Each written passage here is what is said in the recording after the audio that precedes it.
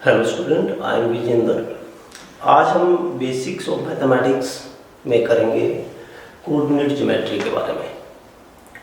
जैसा कि हमने पिछले लेक्चर में कहा कि मैथ की कुछ टूल्स हम फिजिक्स में यूज़ करने वाले हैं, तो उसको हम फिजिक्स स्टार्ट करने से पहले एक बार रिवाइज करना चाहते हैं। तो हम कोऑर्डिनेट ज्योमेट्री आपका, अगर आपके पास मेडिकल है तो मैथमेटिक्स में तो काफ़ी ये वास्ट है, काफ़ी डिटेल में इसको आप पढ़ेंगे, लेकिन अभी मैं सिर्फ उन्हीं पॉइंट्स को हाईलाइट करूंगा या सिर्फ डिस्कस करूंगा जितना अपने को फिजिक्स में चाहिए। यानी कोऑर्डिनेट ज्योमेट्री को हम फिजिक्स के पॉइंट ऑफ व्यू से ही सिर्फ पढ़ेंगे। कोऑर्डिनेट ज्योमेट्री को एज ए मैथमेटिक्स डिटेल में हम नहीं जाने वाले हैं। तो चलिए स्टार्ट करते हैं। सबसे पहले हम बात करेंगे कार्टेशियन सिस्टम की। कार्टेशियन सिस्टम यानी अभी आप जो हम ग्राफ बनाने के लिए प्लेन बनाते थे, जैसे कि अभी मैं दो प्लेन की बात करूँ, हम एक ग्राफ बनाते थे तो दो एक्सिस हमने ली। इस एक्सिस को हम हॉरिजॉन्टल एक्सिस को मोस्टली हम एक्स एक्सिस का नाम देते हैं। देखिए, ऐसा कोई रूल तो नहीं है कि मैं इसी को एक्स एक्सिस ही बोलूँ, लेकिन एक स्टैंडर्ड डिसाइड हो रखा है कि हमने हॉरिजॉन्टल पे एक्स एक्सिस लेते हैं और ये हमने वाई एक्सिस लिया। तो फिजिक्स में कार्टेशियन सिस्टम को कैसे, जैसे कि एक एग्जांपल लेते हैं। मान लीजिए कि हमें एक कार चल रही है, हमें कहा कि एक कार इज मूविंग टुवर्ड इस direction. After 5 kilometre it turns toward north and move another 5 kilometre. तो इस चीज को अगर हम अपने प्लेन में यानी अपनी कॉपी में या मान लीजिए मैं बोर्ड में इसको एक्सप्रेस करूंगा तो कैसे करूंगा। तो मान लेते हैं हमने कहा कि ये पहले ईस्ट में चली, इस इधर से ये इस डायरेक्शन में चली, फिर नॉर्थ में इस तरफ चली गई। यानी हमारा कार्टेशियन सिस्टम उसकी पोजीशन को इंडिकेट करने के काम आएगा। तो हम कह सकते हैं कि ये कार्टेशियन सिस्टम है, ये हमारे किसी भी वैल्यू को यानी किसी फिजिकल क्वांटिटी को पॉइंट आउट यानी उसकी पोजीशन को स्पेसिफाई करने के काम आने वाला है। तो डायरेक्शन को शो करने के लिए कम से कम कितनी अपने को प्लेन चाहिए। तो देखिए, डायरेक्शन होती कितनी है, पहले तो ये क्लियर हो जाए। अभी तक हम अलग अलग जनरल भाषा में, आम बोलचाल की भाषा में तो हम दिशाएं अलग बना देते हैं। जैसे कि आप कहते हो ईस्ट वेस्ट नॉर्थ साउथ, ठीक है ना। फिर ईस्ट और नॉर्थ के बीच का एक डायरेक्शन बना देते हो। जैसे कि ये हम सिस्टम बनाए, आपने कहा ये ईस्ट हो गया जी, ये वेस्ट हो गया, ये नॉर्थ हो गया, ये साउथ हो गया। अब एक दिशा इनके बीच में ये बनाओ, ठीक है ना, फिर इनके बीच में ये बनाओ। तो इस तरह भैया बनाते जाओ, फिर इनके बीच में ये और बना लेना। तो ये कोई एक नई डायरेक्शन नहीं है, ये तो जस्ट इसको नाम तो दी क्या, नॉर्थ वेस्ट है, ठीक है। तो नई तो नहीं हुई ना, वही है। लेकिन दिशाएं 4 नहीं होती, दिशाएं 6 होती हैं। कैसे, मैं आपको इंडिकेट करके बताता हूँ। एक आगे की तरफ गई तो एक मेरे पीछे की तरफ गई 2, एक मेरे दाहिने तरफ गई 3, एक मेरे बाएं तरफ गई 4, एक ऊपर गई 5 और एक नीचे गई 6। तो 4 तो ये दिशा है, एक ये ऊपर की तरफ और एक बोर्ड में अगर हम नीचे की तरफ जाए तो ये कुल मिला के हमारे पास कितनी डायरेक्शन आ जाएगी, 6 डायरेक्शन आ जाएगी। तो हमारे पास डायरेक्शन कितनी होती है, 6 डायरेक्शन होती है। अब इन 6 डायरेक्शन को हम कितने प्लेन में शो कर सकते हैं, तो आंसर इसके लिए हमें 3 प्लेन चाहिए, ठीक है। 3 कैसे हुए, तो देखिए एक प्लेन 2 दिशाओं को इंडिकेट कर सकता है। जैसे यहां से मुझे इस तरफ ईस्ट शो करना हो, इस तरफ वेस्ट शो करना हो, तो ईस्ट और वेस्ट 2 डायरेक्शन मैंने एक ही प्लेन से काम चला लिया। कैसे, ये पूरा का पूरा एक्स प्लेन है, इस तरफ तो प्लस एक्स और इस तरफ माइनस एक्स नाम दे दिया। इसी तरह इधर प्लस वाई और इधर माइनस वाई। तो देखिए 4 दिशाएं सिर्फ 2 प्लेन के नाम से काम चल गया। तो 6 दिशाएं हमारे पास कितने प्लेन आ जाएंगे, 3 प्लेन आ जाएंगे, वही 3D प्लेन आपका कहलाता है, ठीक है। तो अभी हम 3D के बारे में ज्यादा डिस्कस नहीं करेंगे, अभी हम सिर्फ 2 प्लेन के साथ ही एक बार क्वेश्चन बनाने वाले हैं और उनको देखने वाले हैं। चलिए, तो हमने कहा ये कार्टेशियन सिस्टम है, ये एक्स प्लेन हो गया हमारा, ये वाई प्लेन हो गया, ठीक है। इस तरफ हम प्लस एक्स की वैल्यू रखेंगे, इधर हम माइनस एक्स और इधर हम माइनस वाई, ठीक है जी, ठीक है। क्या यूज करेंगे, तो हम फिजिक्स में इसको किसी भी पोजीशन यानी किसी के एक एड्रेस को डिनोट करने के लिए इसका यूज करेंगे। कैसे, जैसे देखिए मैंने कहा कि एक पॉइंट है जिसकी पोजीशन है, मान लेते हैं कि एक्स डायरेक्शन में 2 मीटर, वाई डायरेक्शन में 3 मीटर। तो मैं क्या करूंगा, ये वाला पॉइंट यहां लूंगा, यहां से एक्स कितना है, मैंने कहा 1 और 1 2, तो इसके सामने ये वाला पॉइंट ये अपना आ गया, ये पॉइंट एक्स की वजह से, और यहाँ पर वाई की वैल्यू कितनी है, मान लेते 3, तो ये अपना कोऑर्डिनेट सिस्टम आ गया। मान लेते इसका नाम, पॉइंट का नाम रखा मैंने पी। तो ये जो पी है, ये पी हमें एक पोजीशन बता रहा है, जिस पोजीशन पर एक्स डायरेक्शन में उसकी कितनी वैल्यू है 2 और वाई में कितना है 3। यानी अगर मैं कहूं कि अगर ये एक दिशा है, मान लेते हैं ये, इसको नाम दिया मैंने ईस्ट और इसको दिया मैंने वेस्ट, तो अगर कोई एक ऐसा ऑब्जेक्ट जो पहले पूर्व दिशा में यानी इस डायरेक्शन में 2 मीटर चले और फिर वो, सॉरी ये हमने गलत किया, यहां पर इसको नॉर्थ हमने करना चाहिए, दिस इज ईस्ट है तो ये वेस्ट आएगा अपना और ये अपना साउथ आएगा, ठीक है। तो फिर उसके बाद अगर वो नॉर्थ में चलता है 3 मीटर, तो उसकी पोजीशन क्या हो जाएगी, 2 मीटर ईस्ट में 3 मीटर नॉर्थ में, तो उसका ये वाला पोजीशन आ जाएगा। तो ग्राफ में हम कोऑर्डिनेट कार्टेशियन सिस्टम में इस पॉइंट को हम उसकी पोजीशन कह सकते हैं, this is the address of this object, ये हमारा उसका एड्रेस आ गया, ठीक है, ठीक है। अब इसी तरह अगर वो मान लीजिए कोई और होता, मान लेते हैं कि हमें कोऑर्डिनेट सिस्टम में हमें उसको हम ये कहता कि 1 और -2, यानी अगर वो x में 1, ये 1 का आ गया, और y अब -2 है, ये -2 हो गया, मान लेते ये 1 और ये 2, तो इसका पॉइंट ये वाला आ गया, ये मान लेते इस पॉइंट का नाम q और इसके कोऑर्डिनेट क्या है 1 और -2 कोऑर्डिनेट है, ठीक है। ये दो पोजीशन होगी, इस पोजीशन का क्या है 2 और 3 और इसका क्या है 1 और -2। आ रही बात समझ? तो इस तरह हम इसकी पोजीशन को शो कर सकते हैं। अब अगर कोई कहे कि what is the distance between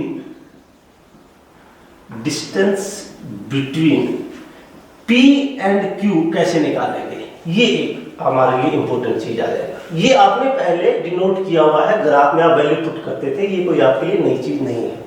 ये चीज देखिए, P और Q की वैल्यू के बीच की डिस्टेंस निकालने के लिए, मान लेते उस डिस्टेंस का नाम मैं कह देता हूं S, तो उसको कैसे कैलकुलेट करना आपको बेटा, आपको अंडर रूट करना है, पहले इन दोनों के बीच का निकालना है।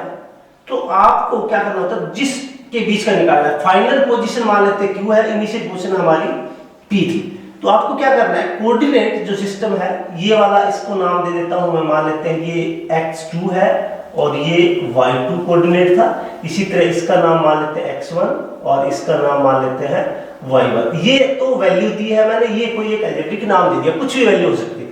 तो इनके बीच की वैल्यू निकालने का तरीका क्या होता है बेटा, x2 - x1 का स्क्वायर प्लस y2 - y1 का स्क्वायर, और फिर इनका अंडर रूट निकाल लो, वो इनके बीच की दूरी आ जाएगी। जैसे इस केस में क्या आती है, देखिए हमारा x2 क्या है, x2 है 1 माइनस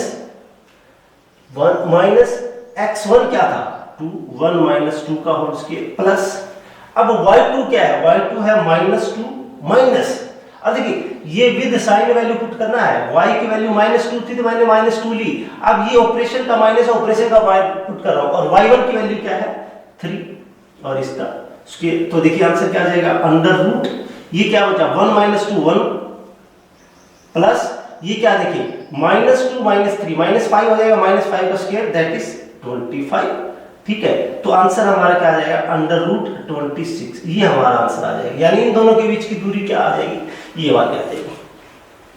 आ रही बात समझ में? इसी तरह अगर मैं एक पॉइंट का भी, आप चाहो तो इसको फार्मूला को कॉपी कर लेना बेटा, ये वाला, ठीक है।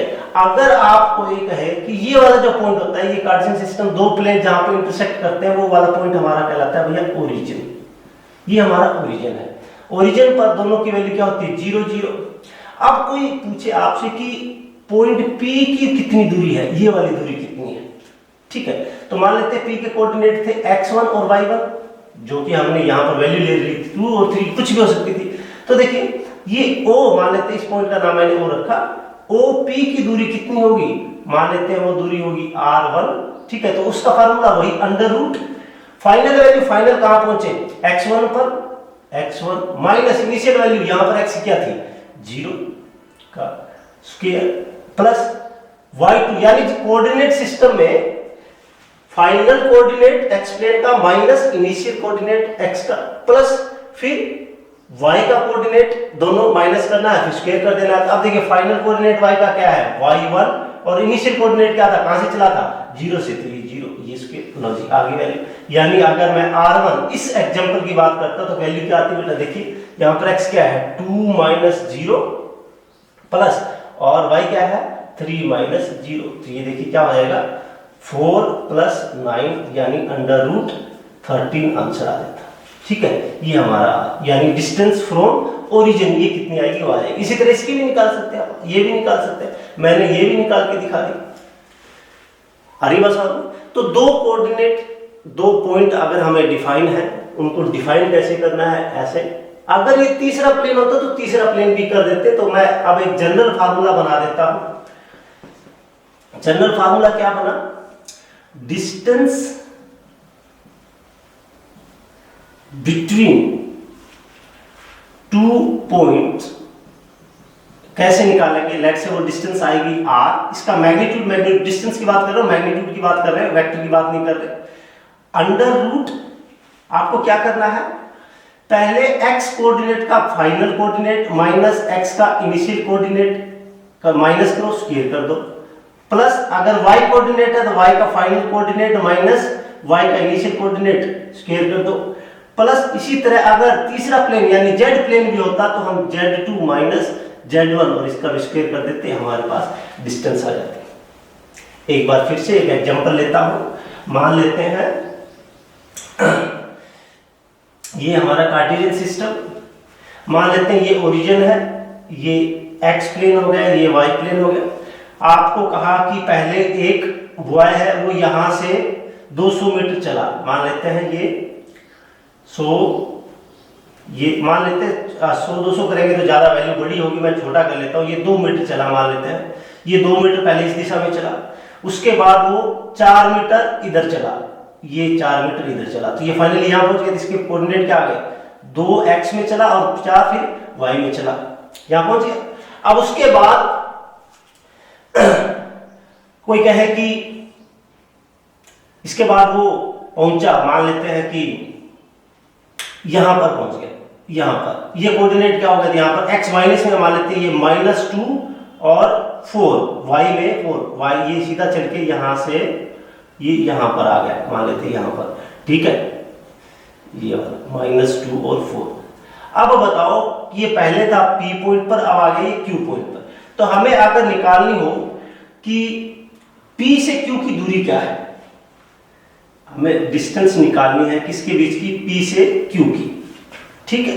तो देखिए डिस्टेंस निकालने का फार्मूला अंडर रूट, फाइनली कहां पहुंचा है यहां पर, तो इसका फाइनल कोऑर्डिनेट x का -2 माइनस इनिशियल कोऑर्डिनेट क्या था 2 प्लस इसका स्क्वायर प्लस फिर y कोऑर्डिनेट फाइनल क्या है 4 और माइनस इनिशियल क्या है 4 और फिर इसका स्क्वायर, इन दोनों का ऐड कर दिया, ये क्या आ जाएगा 4 का स्क्वायर, लो जी 4 का स्क्वायर दैट इज 16 प्लस -2 -4 आ जाएगा ना, -4 का स्क्वायर 16 हो जाएगा, प्लस 4 - 4 0 का स्क्वायर 0 का अंडर रूट, आंसर क्या आ गया 4, ये लो।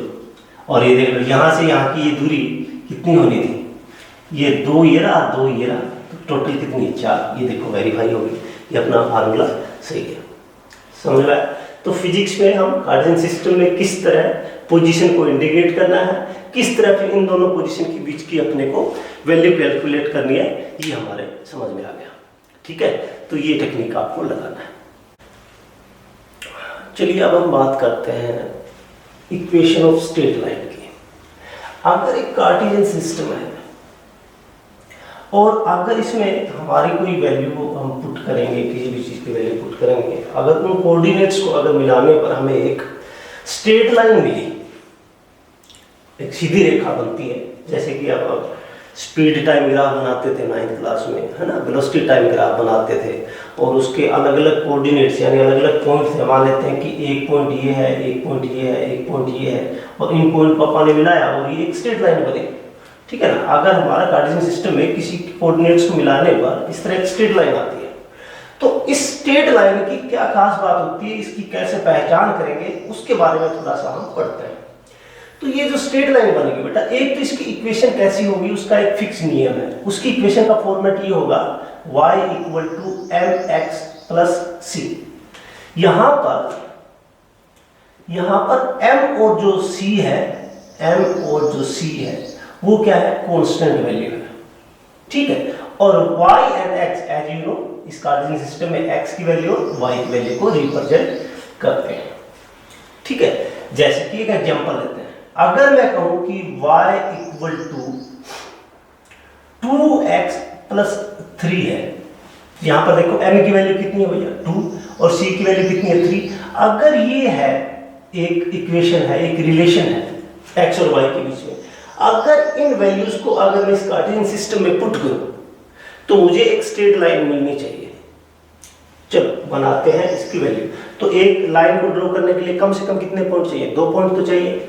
चलिए वैल्यू कैलकुलेट करते हैं। मान लेते हैं जब x की वैल्यू 0 थी, इस इक्वेशन में वैल्यू पुट करते हैं, x की वैल्यू 0 पुट करो तो बेटा उस वक्त y की वैल्यू क्या आ जाएगी, x की वैल्यू पुट किया थी 0 हो गया, y की वैल्यू आ गई 3, ठीक है ना। इसी तरह y की वैल्यू एक बार 0 पुट करो, y की वैल्यू 0 पुट किया तो ये देखिए x क्या आ जाएगा, अगर y की वैल्यू 0 पुट किया तो इक्वेशन बन जाएगा 2x plus 3 equal to 0। x को 3 को इधर लेके जाएंगे -3 तो x क्या हो जाएगा, x हो जाएगा आपका -3/2। आ रही बात समझ में। तो ये हमारा हो गया। अब इन कोऑर्डिनेट्स को, ये हमारा कोऑर्डिनेट, ये एक पॉइंट का है p पॉइंट मान लेते हैं और ये हमारा q पॉइंट है, उसके कोऑर्डिनेट आ गए। अब p पॉइंट को यहाँ पर कार्टेशियन सिस्टम में आप प्लॉट करके देखते हैं। x की वैल्यू 0, x की वैल्यू 0, तो x की वैल्यू 0 कहाँ होगी, तो आंसर है पूरी y लाइन पर, पूरी इस लाइन पर x की वैल्यू 0 होगी। y की वैल्यू 0 कहाँ होगी, पूरी x एक्सिस पर y की वैल्यू 0 होगी। तो यहाँ पर सभी जगह पर x की वैल्यू 0 है। y की वैल्यू कितनी 3 चाहिए अपने को, 1 2 3। लेट्स से ये पॉइंट आ गया हमारा, ये पॉइंट p आ गया, ठीक है। अब ढूंढते हैं q पॉइंट। q पॉइंट क्या है, y 0, तो y इस पॉइंट पे सभी 0 है, लेकिन x कितना चाहिए अपने को, 3/2, ठीक है। ये 1 ये 2 तो यहाँ कहीं आ जाएगा, ये एक पॉइंट आ गया, ठीक है। ये हमारा पॉइंट आ गया q। अब इन दोनों पॉइंट को मिलाओ, ये पॉइंट को अपन ने मिलाया, सॉरी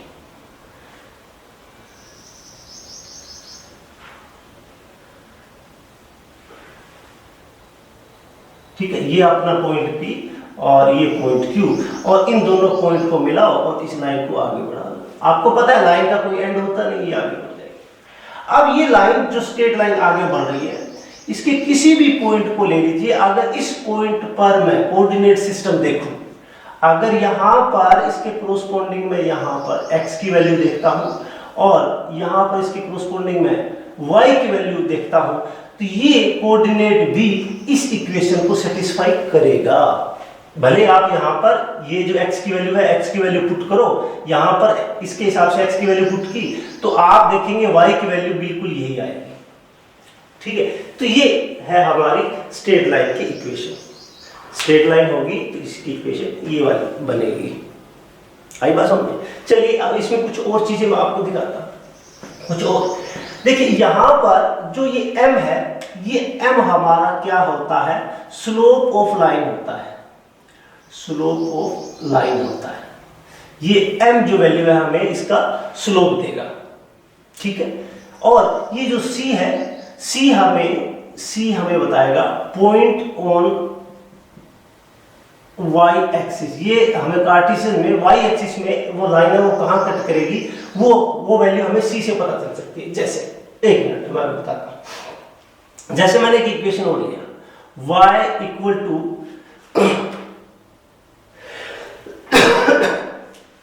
कोई भी इक्वेशन ले लेते हैं, जैसे कि y इक्वल टू 2x - 4 लिया मैंने, एक मिनट के लिए मान लेते हैं। तो यहां पर देखिए, यहां पर इस लाइन का स्लोप क्या होगा, तो स्लोप होगा इस लाइन का, मतलब जो m की वैल्यू क्या है यहाँ पर 2 है, तो इस लाइन को अगर मैं कार्टेशियन सिस्टम में पुट करूंगा तो उसका स्लोप मेरे पास 2 ही आएगा, मुझे पता है। और ये जो माइनस है -4, इसका मतलब जो वो लाइन होगी जो लाइन होगी वो y एक्सिस को माइनस प्लेन पर कट करेगी। कहां करेगी वो अभी अपन देख लेते हैं। पहले तो इसको ड्रा कर देता हूं। देखिए ये अपना कार्टेशियन सिस्टम हो गया। अब देखिए अगर मैं एक बार x की वैल्यू जब 0 होगी तब इस इक्वेशन में x की वैल्यू 0 पुट करो तो y की वैल्यू क्या आ जाएगी भैया, -4। आ रही बात समझ? चलो x की वैल्यू आ गई। दूसरी y की वैल्यू 0 पुट करो, y की वैल्यू 0 पुट करेंगे तो ये देखिए क्या हो जाएगा, -+4 हो जाएगा, x = 2 आ जाएगा। ठीक है, ये हमारे दो पॉइंट आ गए p और q पॉइंट आ गए। अब इसकी वैल्यू पुट करते हैं, x की वैल्यू 0, y की वैल्यू -4, 1 2 3 4, ये पॉइंट आ गया पहला। ठीक है, दूसरा y0 x2 1 और 2, ये दूसरा पॉइंट आ गया। अब इन दोनों पॉइंट को मिला दो। ठीक है, इन दोनों पॉइंट को मिलाया और आपने इस लाइन को आगे बढ़ा दिया। ये हमारी लाइन आ गई। ये लाइन इस इक्वेशन को रिप्रेजेंट करती है।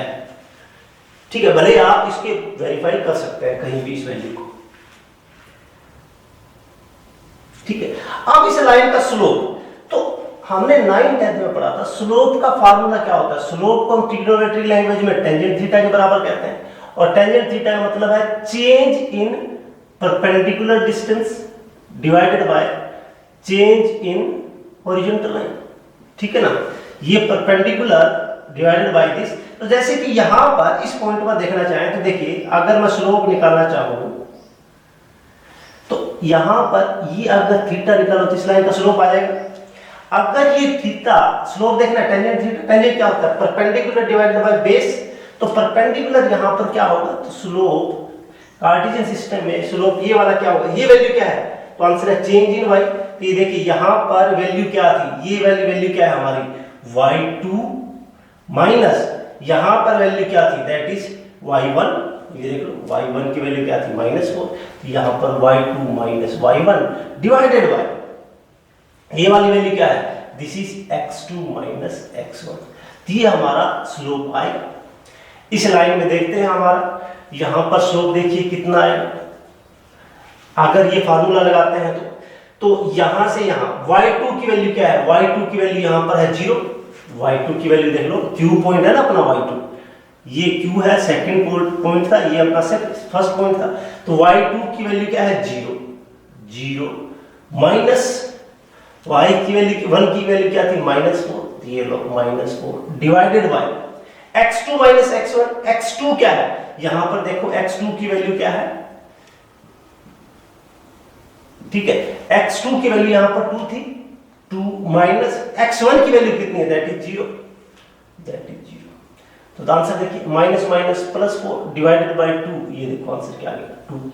और इक्वेशन में भी ये देखिए m क्या था, m भी क्या था 2। यानी हमें अगर इस लाइन का स्लोप अगर यहां ट्रिग्नोमेट्री से देखोगे तो इस इक्वेशन को सीधा देखने से ही पता चल रहा है कि इसका स्लोप क्या आना था। आप कहोगे सर यही क्यों लिया। आप अगर इस पॉइंट पर यहां से ये परपेंडिकुलर ड्रा कीजिए और यहां से अगर इस लाइन का यहां देखोगे तो ये लाइन अगर स्ट्रेट लाइन है तो आपको पता है ये और ये थीटा बराबर है। अगर ये थीटा बराबर है तो दिस डिवाइडेड बाय दिस भी वही वैल्यू आनी चाहिए। तो यहां भी टेंजेंट थीटा की वैल्यू 2 ही आएगी। यहां आप चेक कर लो, यहां आप चेक कर लो, यहां चेक कर लो, ठीक है। ये जितने भी थीटा आप बनाएंगे हर एक पॉइंट पर ये थीटा बराबर आएगा, टेंजेंट थीटा बराबर आएगा। आगे तो इंपॉर्टेंट चीज इसमें क्या निकल के कि स्लोप ऑफ स्ट्रेट लाइन जो क्या रहता है, कांस्टेंट रहता है। किसके बराबर आएगा, इक्वेशन में जो हमारा m होगा उसके बराबर आएगा। कैलकुलेट कैसे करेंगे, कैलकुलेट हम कैसे करेंगे तो आंसर है y2 minus y1 divided by x2 minus x1। जहां आप मर्जी आप कर लीजिए, वो स्लोप यही आएगा। चलिए अब कुछ चीजें और, जैसे कि हम इक्वेशन देखते ही उसको कैसे प्लॉट कर सकते हैं। आप चाहो तो इसको नोट कर सकते थे, कर लीजिए, मैं इसको इरेज कर दूं। देखिए मैं अब आपको स्ट्रेट लाइन इक्वेशन का ग्राफ में कैसी इक्वेशन आएगी, उन दोनों को, इक्वेशन को और ग्राफ को आपस में देखना। जैसे देखिए अगर मैंने कहा y = 3x + 2, ठीक है। अच्छा अब देखिए, अब मैं वैल्यू पुट करना है फिर तो मैं वैल्यू पुट कर लूंगा एक्स की और वाई की। एक बार एक्स को वैल्यू पुट करके देख लो वाई कितना है, 2 पॉइंट निकल आएंगे आ जाएंगे। अब इसी इक्वेशन को देखते ही मुझे 2-3 चीजें समझ में आएगी। एक, सी की वैल्यू मुझे ये बता रही है जब एक्स की वैल्यू 0 आएगी तब y प्लस 2 यहां जाएगा, यानी ये 1 ये 2, एक पॉइंट तो यहां से गुजरेगा कंफर्म, देखते ही पता चल गया ना। दूसरा, ये स्लोप कैसा है, स्लोप है पॉजिटिव। तो याद रखिए एक चीज मैं आपको नोट करवा देता हूं, स्लोप अगर पॉजिटिव है तो आपका जो एंगल आएगा यानी थीटा आएगा वो लेस देन 90 आएगा भैया, ठीक है। अगर स्लोप आपका पॉजिटिव है, यहां की क्या है +3, यानी हमारी जो लाइन बनेगी उस लाइन का एंगल 90 से कम होना चाहिए, 90 से कम, और वो इस पॉइंट से भी गुजरनी चाहिए। तो अगर इस पॉइंट से अगर मैं लाइन को ऐसे गुजारूं तो फिर ये एंगल 90 हो गया। अब इस लाइन को मैं अगर ऐसे गुजारता हूं, ये देखिए इस पॉइंट से भी मैंने गुजार दिया, और अब ये एंगल देखो, एंगल हमेशा हॉरिजॉन्टल लाइन के साथ कंपेयर करते हैं। अब ये देखो एंगल ये थीटा बना, ये 90 से कम है ना, तो यानी ये लाइन इसको ऐसी बनेगी। इस इक्वेशन की लाइन कुछ इस तरह आएगी। और एक एग्जांपल लेता हूं, जैसे कि मैंने कहा y इक्वल टू -2x -3, अगर ये है इसका मतलब क्या हुआ, यहां पर स्लोप देखिए, स्लोप m की वैल्यू क्या है बेटा -2, स्लोप नेगेटिव है, इसका मतलब हमारी जो लाइन आएगी उसका थीटा हॉरिजॉन्टल लाइन के साथ मोर देन 90 होगा, मोर देन 90 डिग्री होगा। एक दूसरी बात, जब x की वैल्यू 0 होगी तब y कहां जाएगा, y नेगेटिव प्लेन में जाएगा। तो अब इसका ग्राफ देखिए कैसा है, इस लाइन को कार्टेशियन सिस्टम में कैसी आएगी रफली मुझे देखते ही पता चलेगा। एक तो ये देखिए c क्या है -3, तो यहां ये वाला। अब लाइन मुझे इसके साथ एंगल बनाना है कैसा, 90 से ज्यादा। तो अगर मैंने लाइन कर दी ऐसे ड्रा कर दी, तो एंगल देखो ये बना, ये क्या है 90 से कम, इसका मतलब ये वाली लाइन तो गलत है, ऐसे तो नहीं आएगी। तो ये लाइन आएगी कुछ इस तरह, ये देख लो, अब ये एंगल 90 से ज्यादा है कि नहीं, और ये लाइन ऐसे आ रही बात समझ में कि नहीं। तो इस तरह से हम इसको देखते ही, लाइन इक्वेशन को देखते ही कार्टेशियन सिस्टम में हमें समझ में आ रहा है कि ये किस तरह ड्रा करेगी। और एग्जांपल लेता हूं, मैं आपको 5 बोर्ड भी लिखता हूं, 1-2 करवा देता हूं, आप बाकी खुद बनाएंगे, ठीक है। चलिए y equal to 2x plus 6, ठीक है ना। अच्छा, y equal to y plus 6 equal to x, ये पहली इक्वेशन, ये दूसरी इक्वेशन, ठीक है। तीसरी इक्वेशन मान लीजिए y इक्वल टू x, ठीक है, ओके। चौथी equation y equal to x plus 2, ठीक है। इस तरह कितने भी इक्वेशन आप सोच सकते हैं। अब जैसे कि ये वाली लाइन में ड्रॉ यहां पे करके दिखाता हूं, x वाली, यहां स्लोप कितना है 1 है, प्लस का है यानी पॉजिटिव आएगा, y प्लस 2 में 1 2, तो यहां इंटरसेक्शन होगा ही होगा, और 90 से कम तो ये रही लाइन, इस तरह लाइन बनेगी। आ रही बात समझ में। इस लाइन के बारे में आप खुद सोचिए क्या होगा, y इक्वल टू x कैसी आएगी सोच के बताना, ठीक है। तो